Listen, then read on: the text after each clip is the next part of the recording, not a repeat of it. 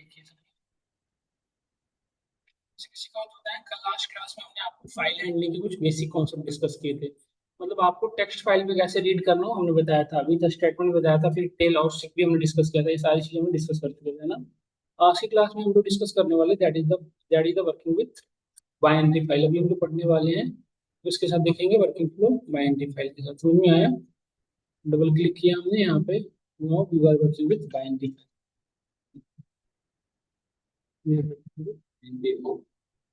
Binary file किसे कहेंगे बताएं सब लोग?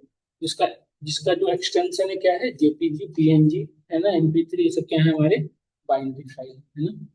तो बाइनरी फाइल में यदि वर्क करना है तो देखिए कैसे यूज करना होता है। Same open keyword, same variable या डीएफ, मतलब आप सिंपल वो सेम यूज करेंगे। ओपन कीवर्ड यूज करते थे, याद करिए। देन हम क्या पास करते थे बताओ, यहाँ पे सिंगल कोड के अंदर फाइल नेम, और फिर हम यहाँ पे क्या देते थे बताइए, मोड, है ना, जिस फॉर्मेट में आपको ओपन करना है। तो जैसे आप टेक्स्ट फाइल में आपने देखा था ये सारे मोड हुआ करते थे, है ना। यही सारे मोड हमारे बाइनरी फाइल में भी एग्जिस्ट करते हैं। ये सारे जो मोड है वो बाइनरी फाइल में भी होते हैं, बस डिफरेंस क्या है बताता हूँ। देखिए,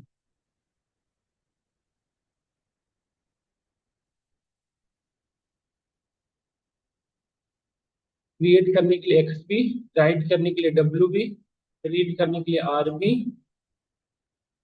WB plus, RB plus, AB plus, बाकी सब कुछ सेम। अगर यदि एक बाइनरी फाइल बनाना है तो क्या यूज करेंगे, एक्सबी। यदि उसके अंदर कुछ राइट करना है तो क्या यूज करेंगे, डब्ल्यूबी। रीड करना है तो क्या यूज करेंगे, आरबी। राइट एंड रीड दोनों करना है तो WB plus. Read and right करना है तो आरबी प्लस, बस बी लास्ट में है। सब कुछ सेम ही होगा, बस लास्ट में क्या ऐड करना है, बी, बाकी सब सेम। सब कुछ सेम, समझ गए? जैसे लेट से देखो बेटा, आप ध्यान से, जैसे हम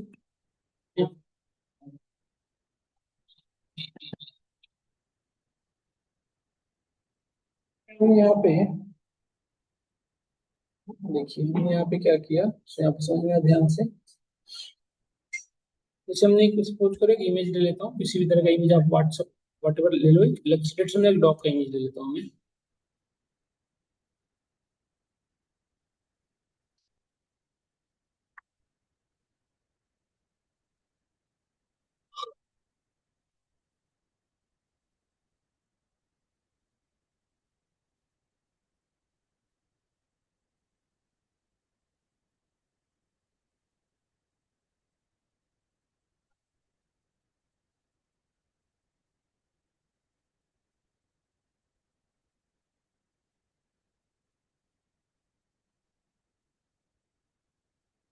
देखिए यहाँ पे इस फाइल को हमने यहाँ से रीड किया, फॉर्मेट क्या है देखिए, जेपीजी है ना। इसको रीड करना है, लेट से तो कैसे लिखेंगे, एक वेरिएबल यहाँ में डीएफ इक्वल टू ओपन, ठीक है। यहाँ पर फाइल का नेम पास किया आपने, और इसको रीड करने के लिए क्या यूज करेंगे बताओ, आरबी। अभी तो कहा बी लिखेंगे, बाइनरी फाइल है तो। इसको रीड करने के लिए कौन सा मॉड्यूल यूज करते हैं बताओ, प्रिंट डीएफ डॉट रीड ना, मॉड्यूल रीड हुआ ना, और लास्ट में क्या करना होता है, देखो।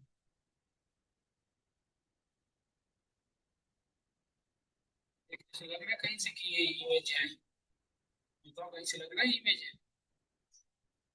क्या लग रहा है, नहीं लग रहा है ना। तो इसी में ही दिक्कत है इसकी। नहीं, ये बाई डिफॉल्ट जब भी बाइनरी को रीड करता है तो इसी बाइट्स में कन्वर्ट कर देगा, तो फिर क्या मतलब रह गया। इसका यूज होता है एक जगह से दूसरी जगह फाइल कॉपी पेस्ट करने में। क्या करने में, कॉपी पेस्ट। समझ में आया? जैसे कि करके दिखाता हूँ, जैसे नेट से,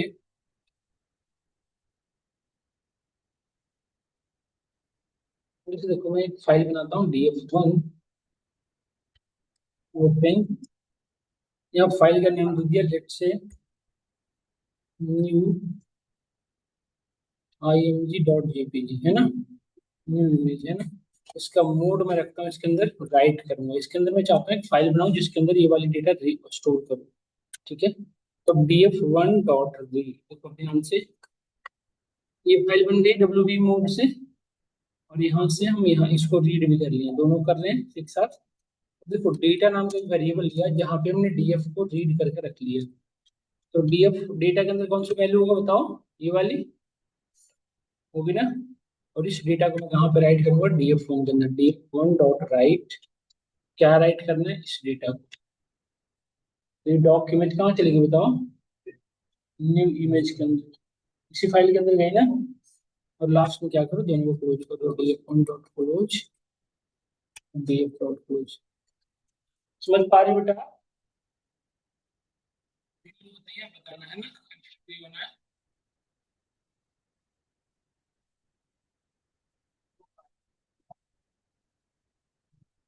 बहुत ज्यादा नहीं लेकिन है, देखो बन गई ना फाइल, उसके अंदर डेटा देखो किस चीज की है। तो क्या यही वही डॉक इमेज आ गई हमारे पास, देख सकते हो वही डॉक इमेज यहाँ पे कॉपी पेस्ट हुआ ना।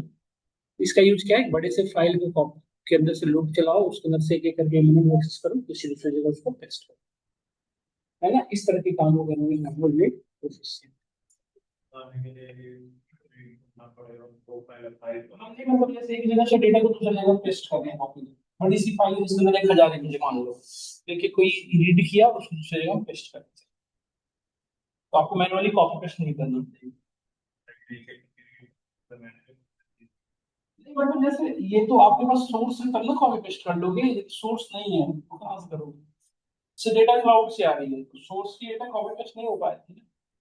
तो सर इसमें आपने पाथ भी लिख रखा हो, पहले वाली में जो पाथ लिखे हुए हैं कहाँ पे, तो ये हमने बनाया है ना, ये हम बने बनाया था। मतलब जो बनाई थी उसे एडिट करने की बात की थी। आप खुद खुद इसलिए में लिखना पड़ा, ये तो बनी बनाई फाइल है जिसका हमें बस एक्सेस मैंने इसका हाँ हम्म,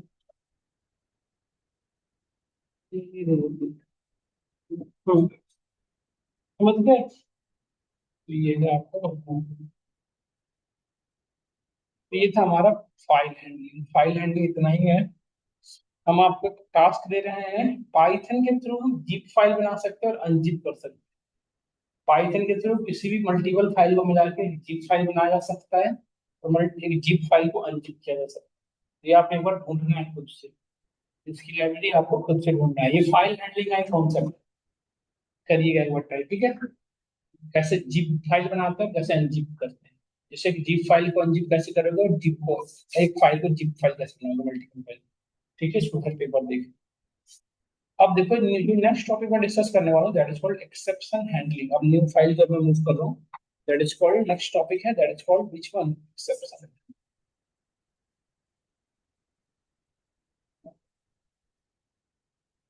एक्सेप्शन हैंडलिंग किसे कहते हैं, देखो एक्सेप्शन हैंडलिंग की यूज क्या है, नाम से पता चल रहा है exception. Exception means what is exception.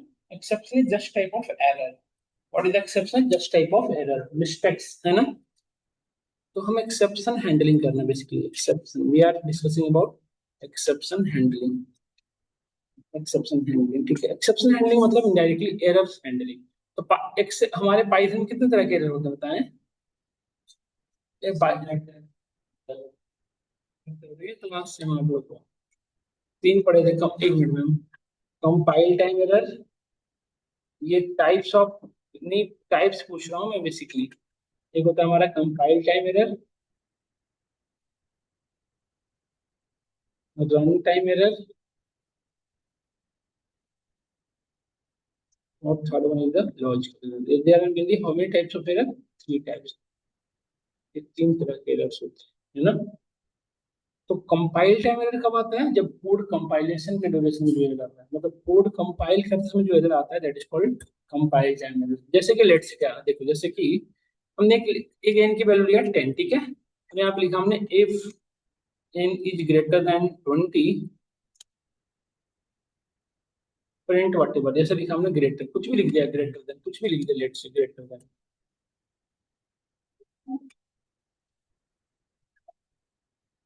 अभी कोड में एरर आएगा, नहीं है बताओ सब लोग। कोड में एरर आएगा क्यों, लेस रही इसलिए एरर आएगा। एरर इसलिए आएगा, माइनस कोड में एरर क्यों आएगा बताना।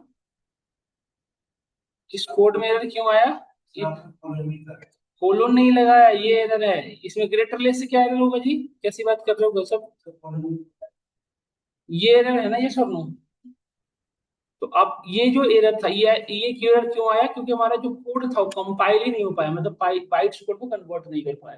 तो this type of error is called compile time error. नहीं, ये जैसे आप देखो प्रिंट में आपने डबल कोट छोड़ दिया, तो ये इस तरह की जो एरर है क्या है, इसे क्या कहते हैं, ये कंपाइल टाइम नहीं। फिर होता है run time error. Run time error किसे कहते हैं, जैसे देखो n1 एक वेरिएबल लिया हमने 20 और n2 की वैल्यू लिया हमने लेट से 10, दो हमने वैल्यू लिया n1 n2, ठीक है।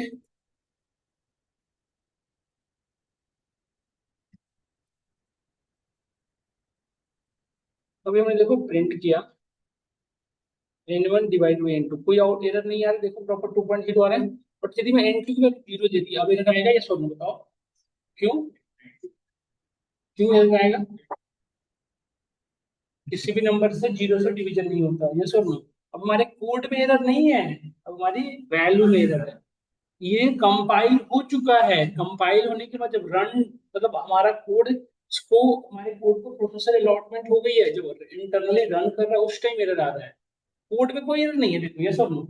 ये एरर कहाँ पे आ रहा है, वैल्यूज में है, तो उसके साथ वर्क नहीं कर पा रहा है। तो this type of error is called run time error. उसी रन टाइम एरर को हम क्या कहते हैं, एक्सेप्शन। समझ में आया? तो व्हाट इज द एक्सेप्शन, यदि हमसे पूछे व्हाट इज द एक्सेप्शन, तो exception is nothing but just type of run time error. जो रन टाइम एरर है उसे हम क्या कहते हैं, टेक्निकली एक्सेप्शन। समझ में आया? तो हम एक्सेप्शन हैंडलिंग क्यों पढ़ रहे हैं बताओ, रन टाइम एरर को हैंडल करने के लिए। हाँ, समझ में आया हम सभी को? एक्सेप्शन हैंडलिंग मतलब handling the run time error. हम किसको हैंडल करेंगे, रन टाइम एरर, सिर्फ रन टाइम एरर को। ना तो हम इसको हैंडल कर सकते हैं कंपाइल टाइम एरर को, ना ही लॉजिकल एरर को। हम सिर्फ किसको हैंडल करेंगे, रन टाइम एरर को। एक्सेप्शन हैंडलिंग कॉन्सेप्ट है, इसके थ्रू हम सिर्फ किसे हैंडल करेंगे, रन टाइम। तो समझ में आया? अब रह गया हमारा logical error. Third one is logical error. Logical error कैसा होता है समझना ध्यान से। लॉजिकल एरर एक प्रोग्राम, अच्छा एक चीज बताओ, ये जो एरर से किसके एंड से आ सकता है बताओ, यूजर एंड से। ये जो वैल्यू कौन डालता है, यूजर ना। तो ये जो एरर है किस एंड से आ रहा है, यूजर एंड से, कोई गलत वैल्यू डाल रहा है।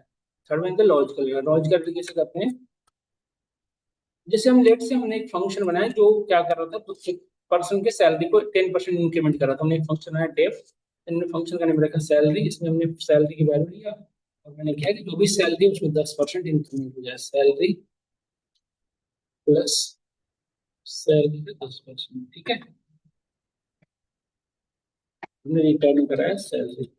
तो होप है कि जब भी इस फंक्शन को कॉल करेंगे तो क्या होगा, सैलरी जो भी जाएगी यूजर का वो बढ़ेगा, कितना परसेंट, 10%। लेट्स हमने 26,000 डाला, देखो यहाँ पे। अब एक चीज बताओ, यदि हम सिर्फ ये कोड ऐसे लिखते तो क्या ये गलत होता नहीं होता, बताइए।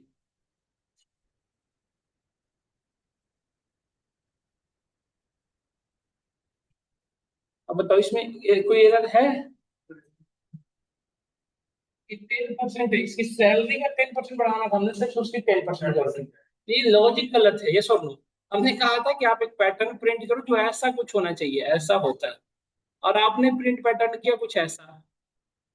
तो ये एरर किस, इस ये पर्टिकुलर जो एरर है वो किसके एंड से हो रहा है, प्रोग्रामर के एंड से। तो इसको हम कहेंगे लॉजिकल एरर, क्योंकि हमारा लॉजिक गलत है। जो आपने लॉजिक यूज कर रहे हो इसमें क्या गलत हो रहा है बताओ, लॉजिक ना, आपकी लॉजिक गलत है। तो this type of error is called logical error. समझ में आया? तो हम ना तो रन टाइम एरर को हैंडल कर सकते हैं, ना ही, सॉरी, ना तो हम कंपाइल टाइम एरर को हैंडल करते हैं, ना ही लॉजिकल एरर को। सिर्फ किसे हैंडल करते हैं, रन टाइम एरर को। हम लोग अभी जो कॉन्सेप्ट डिस्कस करने वाले हैं एक्सेप्शन हैंडलिंग, वो किसके लिए हैंडल करने वाले हैं, रन टाइम एरर को हैंडल करने के लिए, ठीक है। अब देखिएगा ध्यान से, we are discussing about exception handling। तो देखो एक्सेप्शन हैंडलिंग में बेसिकली कुछ स्पेसिफिक वे हैं। सबसे पहले में क्या बनाना पड़ता है, try block. We need to create a try. Try block में वो पर्टिकुलर कोड को लिखते हो जिसके अंदर एरर आने के चांसेस हैं। ट्राई ब्लॉक के अंदर कौन सा स्टेटमेंट को लिखो बताओ, जिसके अंदर एरर आने के चांसेस हो। इस तरह से आप मल्टीपल लाइनों का स्टेटमेंट लिखते चले जा सकते हो। समझ में आ रहा है आप सभी को?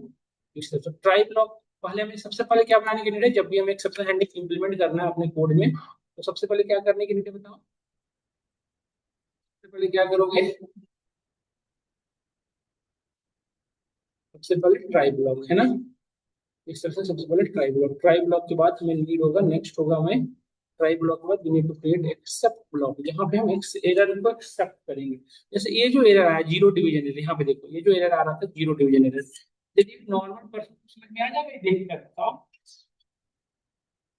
यदि यूजर को इसी एरर के जगह पे ये लिखा हुआ आता कि division by zero not possible, तो यूजर को ज्यादा समझ में आता है ये सॉल्व।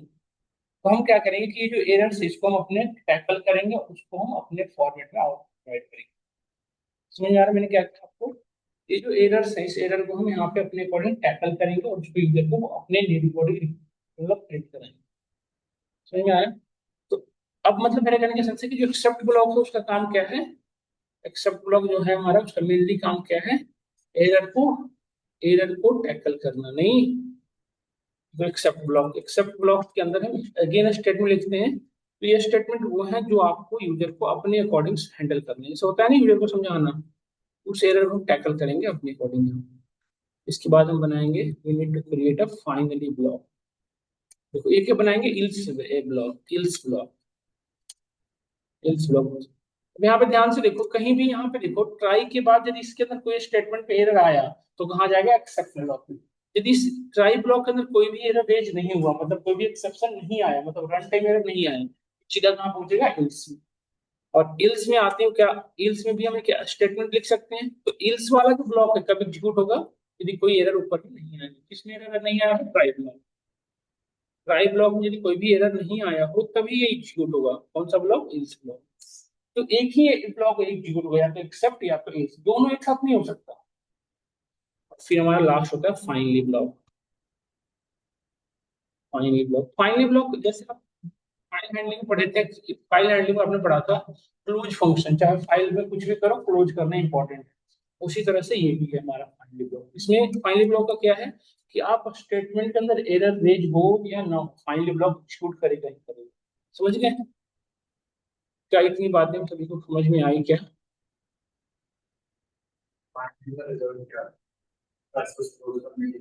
हाँ, ऐसी चीज उसमें रखो जो आपको जो जिसको मैंडेटरी है करना, मतलब ट्राई एक्सेप्ट इल्स और फाइनली ब्लॉक। जैसे लेट से हम एक फंक्शन बना, मैं एक लेट से हम कोड लिखना चाह रहे हैं जो अर्थमेटिक ऑपरेशन परफॉर्म करे। ठीक है? तो अर्थमेटिक ऑपरेशन परफॉर्म करने के लिए सबसे पहले क्या रिक्वायरमेंट होता है? यूजर से इनपुट लेने की नीड है। यूजर से इनपुट लेते हो, लेट से एक वेरिएबल या नम, तो इनपुट लेने के यही लगाते हैं ना, इंट इनपुट, है ना, ऐसे लगाते हैं। आपने बताया कि inter inter inter first number, inter second number, यही ना? अब यहाँ यूजर ने अपना नंबर इंटर किया लेट से, ठीक है? यहाँ पे अपने यूजर ने नंबर एंटर किया, देखो 56, कोई एरर नहीं आ रहा है। बट जैसे ही किसी यूजर, अब यूजर के एंड से आप कंट्रोल नहीं कर सकते, कुछ भी लिख सकते हैं। और जैसे ही ये लिखा, देखो क्या आ रहा है? ये कैसा एरर है? एक्सेप्शन एरर है, रन टाइम एरर है। नहीं, तो इस तरह के एरर, तो इस लाइन में एरर आने के चांसेस हैं। नहीं, तो यूजर से जब इनपुट लेते हो तो वो लाइन को कहाँ रखोगे? ट्राई ब्लॉक के अंदर, क्योंकि उस पर्टिकुलर कोड में एरर आने के चांसेस हैं। समझ में आया? तो हमने बनाया ट्राई ब्लॉक। ट्राई ब्लॉक को देखो, ट्राई के बाद, ट्राई कीवर्ड के बाद क्लोन दिया, यहाँ पे हम यूजर से इनपुट ले रहे हैं। n1 is equal to input, यहाँ पे इंट इनपुट या इवैल इनपुट जो भी लिखना हो आप ले सकते हो, इनपुट। और यहाँ पे दिया हमने यूजर को, dear user enter first, enter first,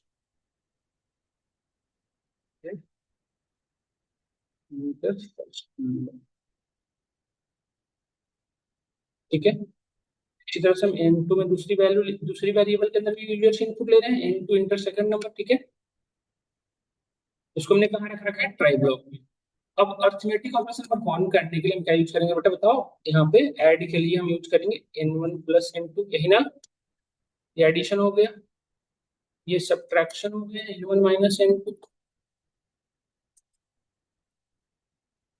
ये मल्टीप्लिकेशन हो गया, n1 n2, ये डिवीजन हो गया, n1 डिवाइडेड बाई n2, ठीक है? अब देखो इसमें एरर आने के चांसेस हैं, क्योंकि इस ब्लॉक यूजर वट एवर कर सकता है। यूजर यदि एरर आएगा तो एरर के लिए हम क्या बनाएंगे? Except block. क्या बनाएंगे? एक्सेप्ट ब्लॉक बना दी। और इस एक्सेप्ट ब्लॉक के अंदर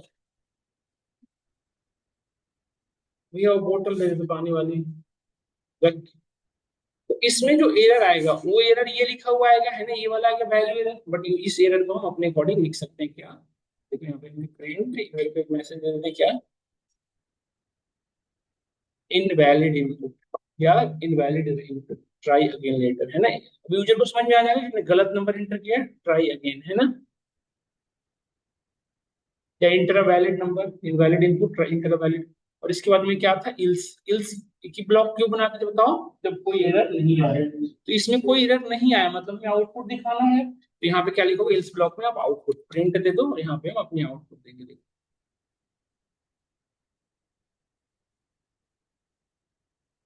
addition is equal to add, subtraction is equal to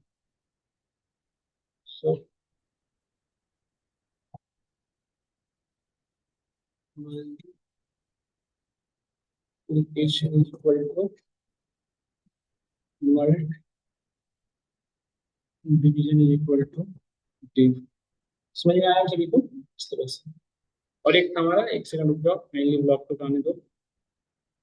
देखो अब हम बता देते हैं फाइनली ब्लॉक। फाइनली ब्लॉक में क्या लिखना होता है, जिसको आप लिखना ना लिखें, क्योंकि उसको ऊपर के एरर से कोई मतलब नहीं है, कोई झूठ होगा ही होगा। तो इसमें जस्ट नॉर्मल सा मैसेज देता हूँ, थैंक्स एंड रिगार्ड्स, कुछ भी लिख दो आपकी मर्जी। अच्छा एक चीज और, ये फाइनली ब्लॉक ऑप्शनल है, ऐसा नहीं कि देना जरूरी है, नहीं भी दे सकते हो यदि आपको लग रहा है। तो मैं प्रॉपर एक फॉर्मेट फॉलो कर रहा हूँ, उसमें मैं लिख रहा हूँ, बट आप चाहो तो उसको छोड़ भी सकते हो, ठीक है। अब देखो मैं कोड को रन कराया। अब देखो सबसे पहले यदि हम एक नंबर इंटर करिए, मैं स्ट्रिक्ट एरर आएगा नहीं आएगा बताओ सब लोग।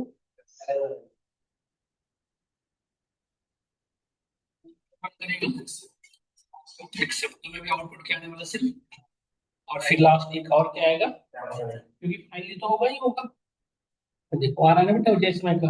अब ये जो एरर आप जो दिखा रहे थे वो नहीं आ रहा, जो पाइथन एरर रेज कर रहा है वो नहीं आ रहा है, ये सब लोग देख रहे हो ना। पाइथन के एरर को मैंने हैंडल कर लिया, अब जो सामने पाइथन का एरर नहीं जा रहा, हम जो चाह रहे हैं वो जा रहे हैं। समझ में आ रहा है चीजें।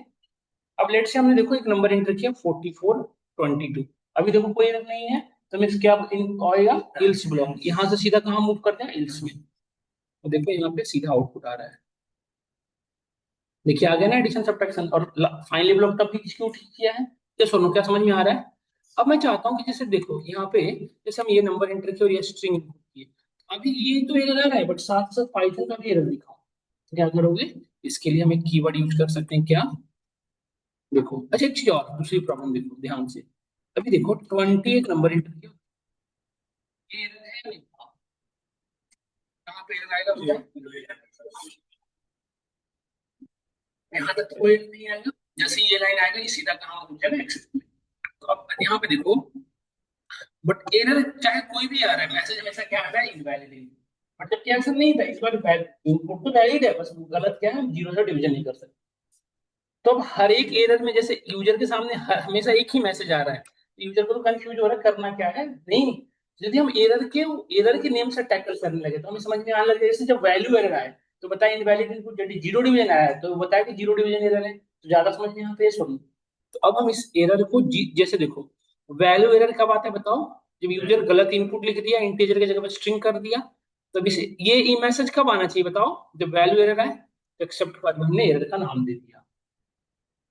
इस एरर इनबिल्ट एरर है, मैंने नहीं बनाया, ये एरर इनबिल्ट वाले को टैकल कर रहा हूँ। और एक और एरर देखो, एक्स मल्टीपल एक्सेप्ट ब्लॉक हो सकता है, इल्स ब्लॉक एक ही होगा बट एक्सेप्ट ब्लॉक मल्टीपल हो सकता है। अब दूसरा एक्सेप्ट ब्लॉक कब बनाऊंगा बताओ, जब जीरो डिवीजन एरर के लिए, देखो दो अलग अलग बना लिए। जब वैल्यू एरर आएगा तो क्या आएगा, इनवैलिड इनपुट, और यदि जीरो डिवीजन एरर आएगा तो यहाँ पे हम दूसरा मैसेज देंगे। यस और नो समझ में आया। यहाँ पे हम बोलेंगे हाँ हाँ, ये इनबिल्ट एरर है, कीवर्ड नहीं कर सकते, इनबिल्ट एरर है। एरर के नेम है, कीवर्ड तो कर ही सकते हो। नहीं करेगा।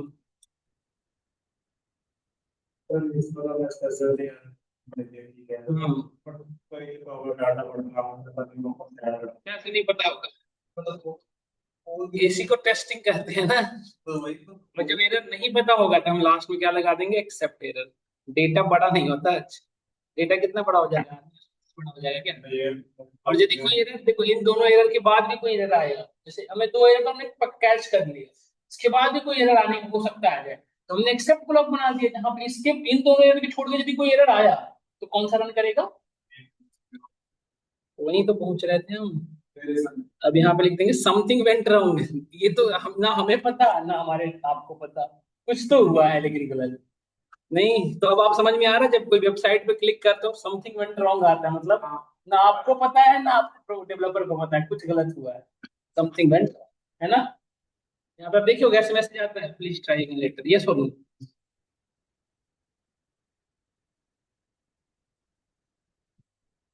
देखो अब हमने यहाँ पे देखिए, यहाँ पे कुछ भी इंटर किया, अभी क्या आउटपुट आएगा बताओ, अभी कौन सा एरर है, वैल्यू एरर, तभी आउटपुट क्या आएगा, इनवैलिड इनपुट। देखो आ रहा है ना, सिर्फ वही मैसेज आ रहा है देखो।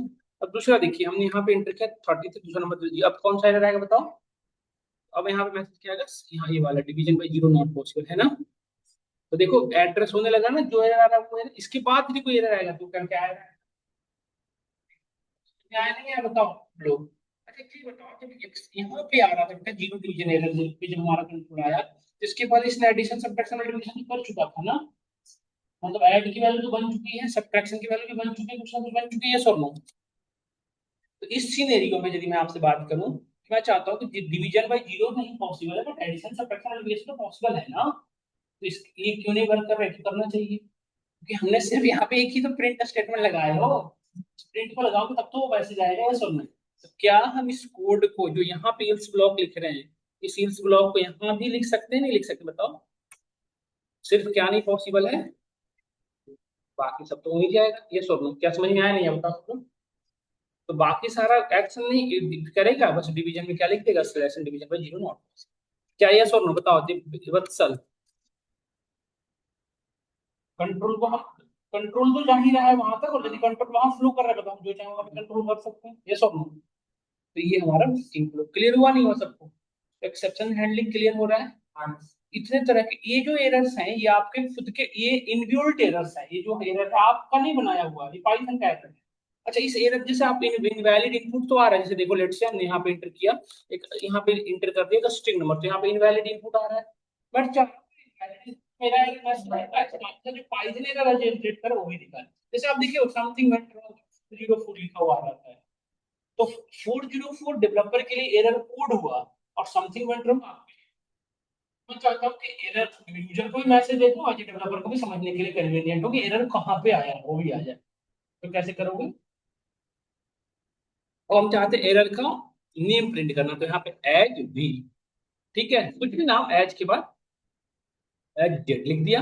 और अब मैं यहाँ पे देखो ध्यान से, और यहाँ पे मैं क्या करूंगा, इस वी और जेड को प्रिंट करा दूंगा, देखो ट्राई अगेन, और स्लैश एन देकर न्यू लाइन में जाने के बाद हम जेड को भी प्रिंट, किसको प्रिंट कराते हैं, वी को। यहाँ पे एरर जो आएगा ना वो भी प्रिंट करेगा, जो पाइथन का एरर होगा।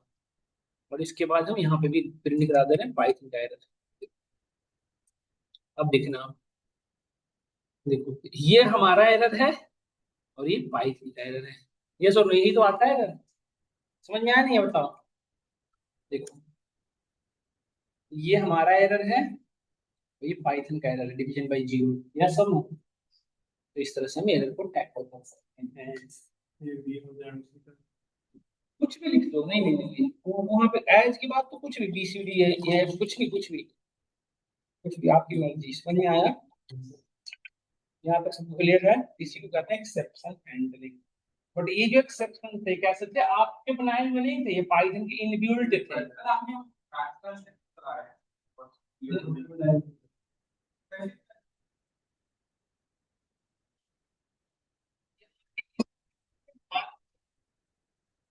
बाद में चाह कि ये मैसेज के बाद ये प्रिंट के बाद एक और नया लाइन जनरेट, यहाँ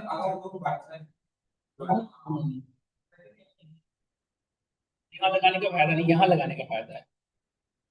यहाँ लगाओ या ना लगाओ वो ऐसे भी न्यू लाइन आएगा, यहाँ लगाओ तो फायदा है।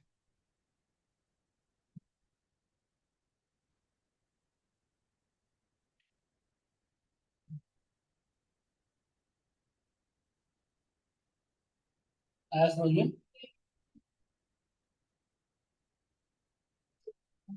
हाँ हाँ, तो वो समथिंग वेंट रॉन्ग वाला में आ जाएगा।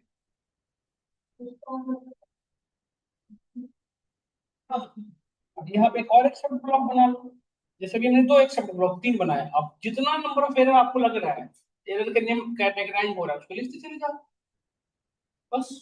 और ये बट ये जितने भी एरर्स हैं आपके इनबिल्ट एरर है, ये आपने खुद का नहीं बनाया, ये सारे इनबिल्ट है, तो आप चाहो तो खुद का भी एरर बना सकते हो। जैसे हम चाहते हैं कि जब ऐसी वैल्यू है आप एरर जनरेट कर लें, जैसे मैं चाहता हूँ, देखो जैसे मैंने चाहता हूँ कि एक मैं एक कोड एक प्रोग्राम लिखूं जिसमें यूजर इवन नंबर लिखेगा तो कोई एरर ना हो, और रियल लाइफ फाइल में कोई प्रॉब्लम है नहीं। तो यदि एरर आप खुद से जनरेट करना चाहते हो तो कैसे करोगे, देखो देखो ये पहले तो इवन आउट चेक करने के लिए यूजर से इनपुट लोगे, और इनपुट लोगे तो एरर आने के चांसेस होंगे, इसलिए इसको कहाँ रखोगे, ट्राई ब्लॉक के अंदर हमने रखा input int input enter number given output, ठीक है। यहाँ पे print if num module division by 2 equal to 0 है, तो हम तब तो कोई दिक्कत ही नहीं है, यदि इवन है तब तो कोई दिक्कत नहीं, जस्ट पास स्किप कर दिया इस लाइन को, यदि कोई एरर नहीं। बट यदि एक एल्स यदि एरर यदि है तो क्या करना है, एरर रेज करना है, तो इसके लिए कीवर्ड यूज करते हो रेज, और रेज व्हाट एक्सेप्शन, यहाँ से एक्सेप्शन कीवर्ड जैसा कर सकते हो ये। और यहाँ पे हम अब हम देखो यहाँ पे वैल्यू एरर आने का तो चांसेस है ही, तो वैल्यू एरर वाला कोड एज इट इज हम यूज कर लेते हैं यहाँ पे, नहीं ये तो वैल्यू एरर आने के चांसेस है ना सबसे पहले, ठीक है। और फिर हमारा खुद का भी एक्सेप्शन है, एक्सेप्ट, हमारा एक्सेप्शन यही तो नेम दे रखा है ना एक्सेप्शन का। और यहाँ पे हम क्या प्रिंट कर सकते हैं बताओ, ये एरर एक्सेप्शन वाला एरर कब आएगा बताओ वत्सल, जब यूजर ऑड इनपुट किया है, तो यहाँ पे एक मैसेज क्या देना चाहिए, user getting you are getting wrong, है ना। यहाँ पे मैंने यूजर को मैसेज कर रखा हूँ इवन ऑड चेक गलत कर दिया, यहाँ पे हमें लिखना था inter inter only even number, बता रखिए सिर्फ क्या इंटर इंटर ओनली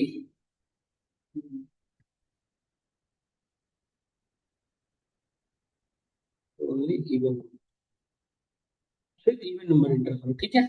और रजिस्टर यूजर यदि गलती कर रहा है तो उसे बताना पड़ेगा ना, तो user you are getting wrong,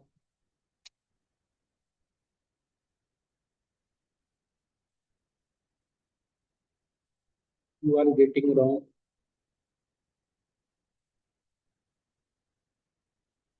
और यदि कंडीशन फॉल्स है तो एल्स में जाके बताओ, ये कंडीशन बताओ ये एल्स में कब आएगा बताओ, जब कोई भी एरर नहीं होगा, मतलब इफ यूजर ने इवन ही इंटर कर रखा होगा, तो यदि इंटर इवन नंबर लिया है तो मतलब सही है।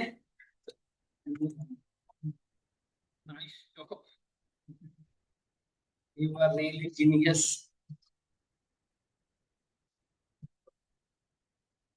नहीं, और फाइनली में आप जो चाहो सो कर लेना है ना, फाइनली ब्लॉक तो आपको पता है ये ऑप्शनल है, चाहो तो यूज करो नहीं तो नहीं भी कर सकते।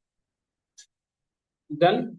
अब देखिए अब हमने यहाँ पे एंटर किया स्ट्रिंग, क्या एरर आएगा सबसे पहले, वैलिड इनपुट, वैलिड इनपुट आ गया देखो जैसा चाह रहा था।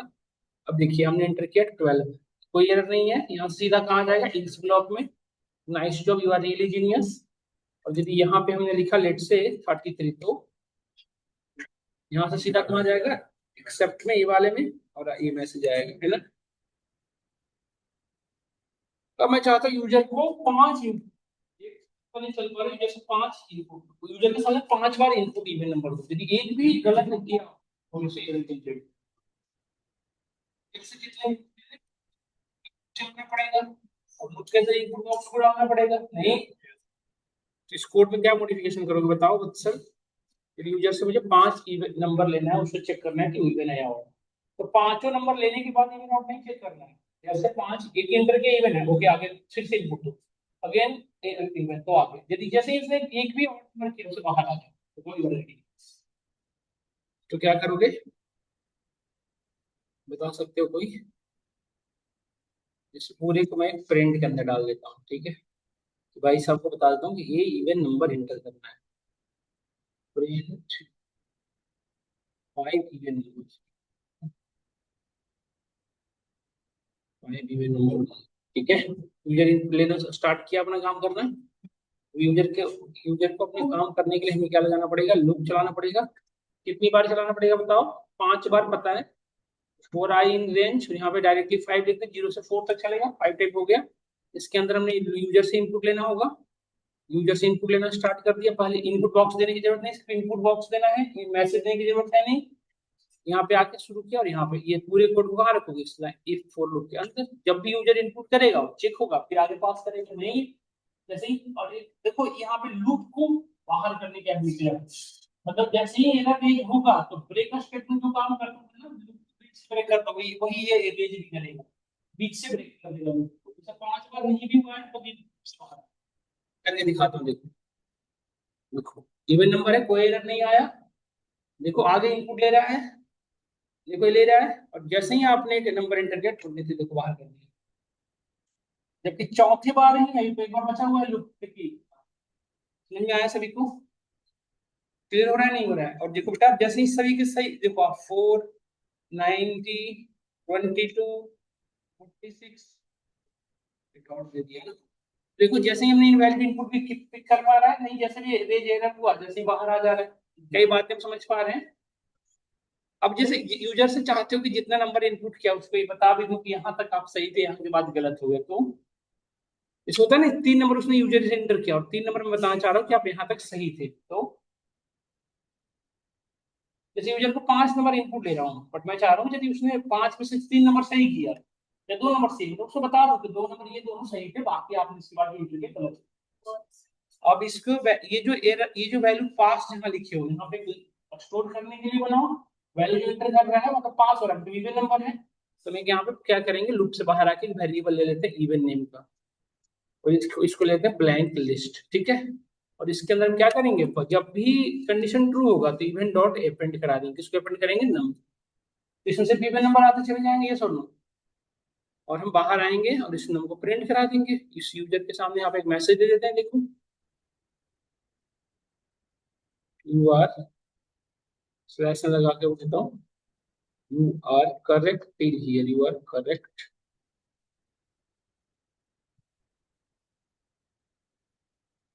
करेक्ट टिल हियर, यहाँ तक आप सही थे। कहाँ तक, ये जो नम की वैल्यू जहां तक, इवन वैल्यू जहां तक नहीं। इवन 5 नंबर एंटर किया तो 5 नंबर या 3 नंबर सही था, आपको जो भी नंबर इनपुट हुआ है नहीं। और उसके बाद जैसे ही आपने आगे का नंबर गलत कर दिया नहीं। देखो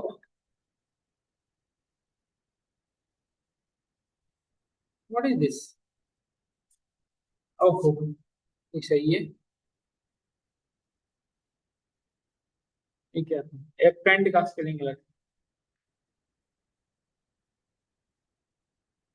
देखो आ रहा है 44, 66, 77, देखो यहाँ तक हम सही थे बता रहा है, इसके बाद हम गलत है नहीं। समझ पा रहे हो वत्सल? और देखो आप जैसे आपने सारे, अब एक चीज और था, जैसे आपने एक नंबर एंटर किया वो भी स्ट्रिंग, तो ये बाहर आ गया इनपुट। अब ये मैं चाहता हूँ यू आर रियली जीनियस, और यहाँ पे योर आंसर भी प्रिंट करा, your correct answer, correct answer is this. ये मैं लॉजिक क्लियर बता रहा हूँ आपको, इस पे भी एक क्वेश्चन करेंगे हम लोग टेबल डिटेक्शन का।